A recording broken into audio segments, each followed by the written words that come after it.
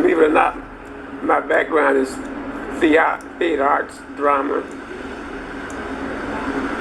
But I don't know anything about cameras, stuff like that. But I think I'm going to have a very interesting YouTube station. I'm again doing a second set. I'm at Dudley Street in Warren, still in Roxbury. When I first started my show, I've come out of the library, and now I'm sitting outside watching the buses go by, watching the cars go by. But I want to get you aroused because I'm going to be talking about some very serious things right now. A lot of things that people are not really facing right now is that we're getting ready to have a nuclear war. And people are just walking around not knowing that there's a bomb headed this way. And nobody's getting us ready for it. But that's a story of another day. I'm still in front of the library in Boston, Mass. I'm sure you can hear the trucks. I'm sure if I sit here any longer, we will hear the sirens. Either way, we're going to see some chatter one way. Like I say, either one way or the other, we're going to get some chatter. It's going to be a bus. It's going to be a truck. It's going to be a siren. And I'm still looking at those two turkeys that were here when I first came. I wonder where those turkeys come from. Two big turkeys walking around the library. I wonder who brought those turkeys. How did they get here? Maybe that's a good luck piece for me. Two turkeys, and this is my first day on doing a show on YouTube. I'm very excited about it now that I see the possibilities. Possibilities are great. If I can get 100,000 people to buy my books, let's say 100,000 people pay $10 a piece for one of my books, that's 100,000. That's like $1 million. So my aim in doing this YouTube set is to get you excited so that you'll go and buy my books. And the thing is, if I could just get just 1 million people each paying $1 for one of my books, well, that's $1 million I could make off of writing books. Not bad, isn't it? Not bad at all. Let me, by this being my first few hours on the YouTube, I guess you hear that horn, like I said. If I sit here any longer, you probably hear sirens. Dudley Street and Warren Street, Roxbury, Massachusetts. I remember when I was young, I used to walk these streets. I would walk from Dudley to downtown, to the south end. But now I'm an old man. The only thing I can do now is just sit here and reflect. And as I reflect, I think about what is the best thing that I can do to promote my books. It's a shame. I've written over 100 books published.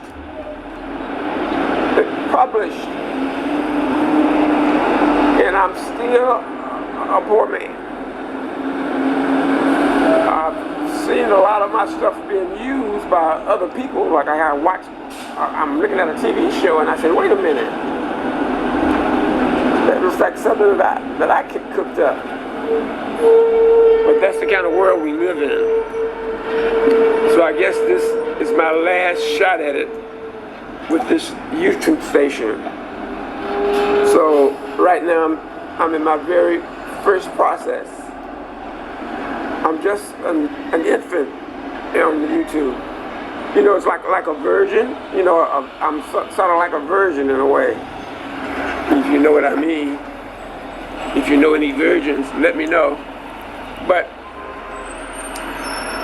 ended my last set indicating to you that I would be talking about the pride community. And I'll talk very serious about it because I think everything that exists, especially with man, is a serious matter. We live in a pretty rough world these days. And people tell so many lies. And some people are so gullible. And some people just do anything. And then some people just don't care. So we live in a difficult world now. It's unlike the world that I knew when I was in the younger days, when I was a young man. It's amazing how things change. It is amazing what people say and do. It is amazing why people say these things and why these people do these things. So, but let's talk about the pride community. And first, as I indicated to you, everything that I discuss or debate or initiate in a discussion, there's one motivation within me. And that motivation is that there is a God. And this God is a powerful God. And that this God can do whatever he pleases.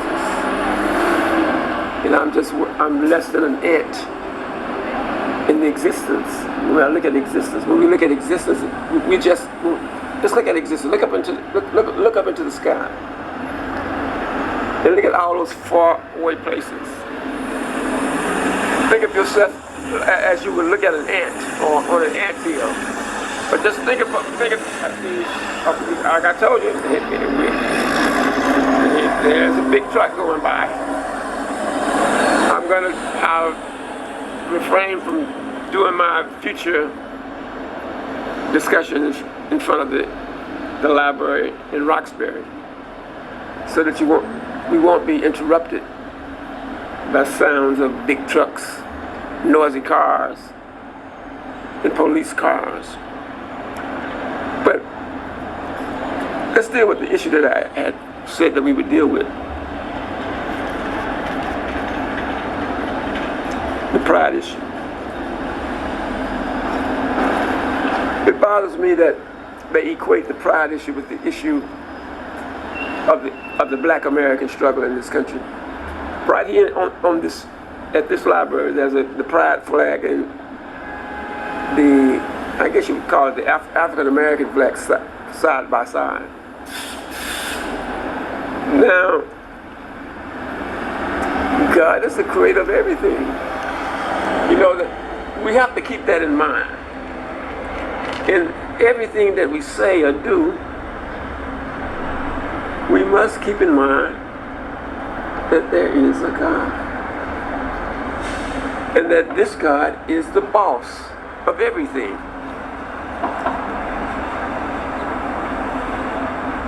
That pride community, if I understand it, you know, you have people who are born with two heads.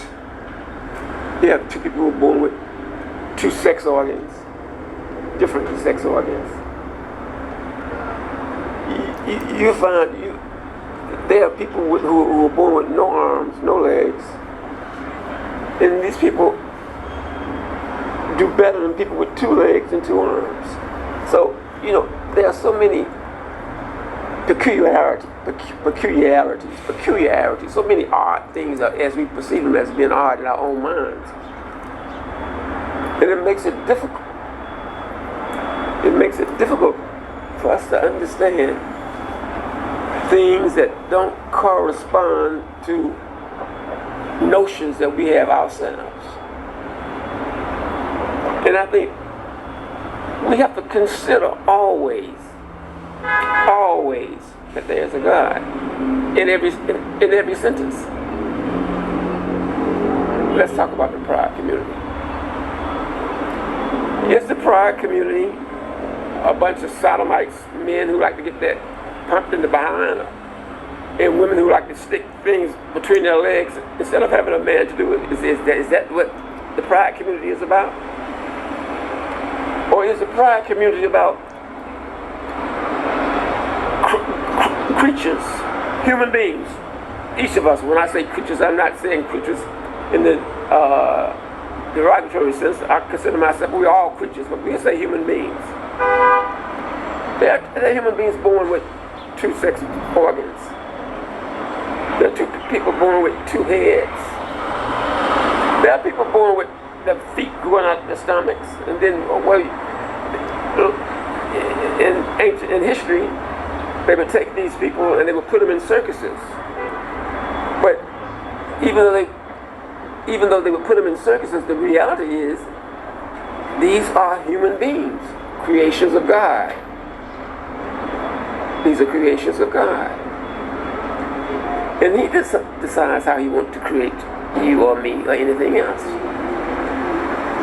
And when He creates a creature or a human being, if that's too blunt, if He creates a human being with two sex organs, didn't God do it? When He creates a human being with two heads, didn't God do it? So the thing is, we have to take,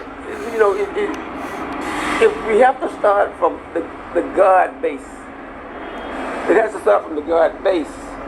And if we can let it start from the God base, I think we can solve the problem. Okay? So let's look at the pride community. My interpretation, or my view of the pride community is that these are people who God created somewhat different from myself, or these are the things that what we call not normal, but we call those things not normal. Those are things that we say that they are not normal. But we have to all realize that God did it. I hear people say, when I hear I hear ministers say, well, God can't do, I said, God can't do anything. I've heard ministers say, well, God can't do that. What? But when the minute someone says that God can't, when he says that to me, I can't listen to this person anymore. God can do anything. There's a philosophical question that they ask when you're a freshman at Tufts University and you're studying philosophy. One of the teachers or instructors in the philosophy department would ask you, can God create a stone so great that God cannot pick up? Yes, God can create a stone that he cannot pick up. God can do anything. What God does, we cannot understand, because God is much more powerful than we are. So God can do anything. So, can God create a man and a woman in the same body? Yes. Becomes a sociological thing. This person who's born with and has two bodies, it's not like everybody's born that way on earth, but it is that most people are not born that way. And that person who's born with two sex organs, he's somewhat in a minority. Can I blame him for what God has done? Now, let's think about the penis and the rectum and the vagina. Generally, as I can understand it, most people are born with either a penis or a vagina. And most people are born with an anus. Now, my issue is that I have a problem when a man puts his penis inside of the anus of another man. My question is, what purpose does it serve? It serves pleasure. But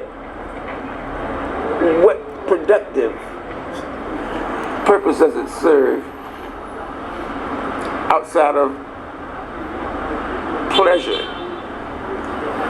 And when a woman takes a banana or an object like a banana and sticks it in her vagina, I think there's a problem there.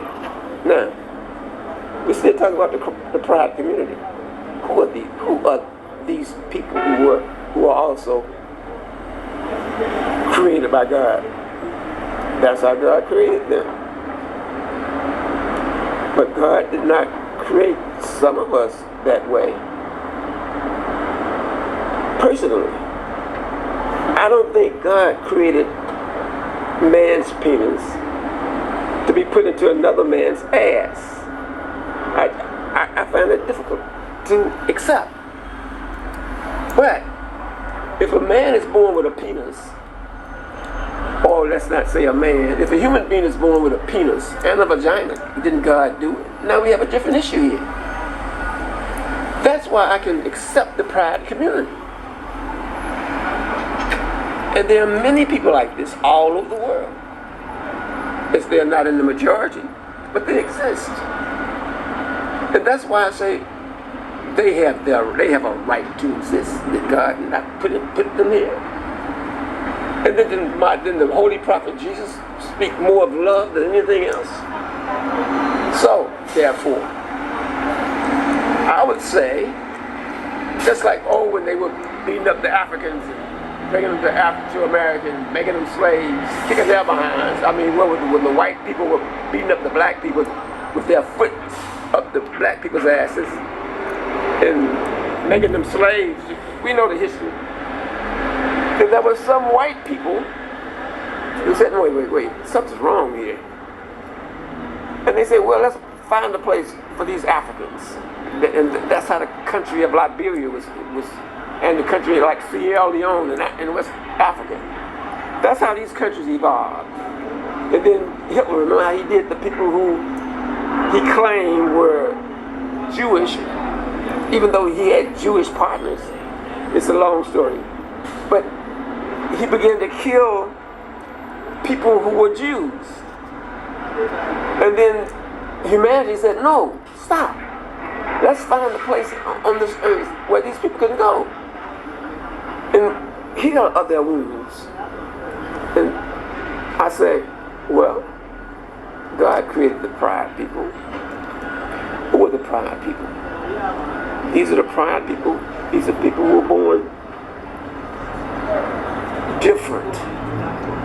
These are people who were born with two sex organs. There are people who were born that way. So a person who's born with two sex organs, what should we do? Kill him? Drown him? So I say, there is a community. There is a pride community. There is a community of people who are not like us. When I say us, those in general, those who have, the word is normalities. And that's something that we'll deal with later. But the acceptable norm is that we have the human body as we know the man and the human body as we know the woman.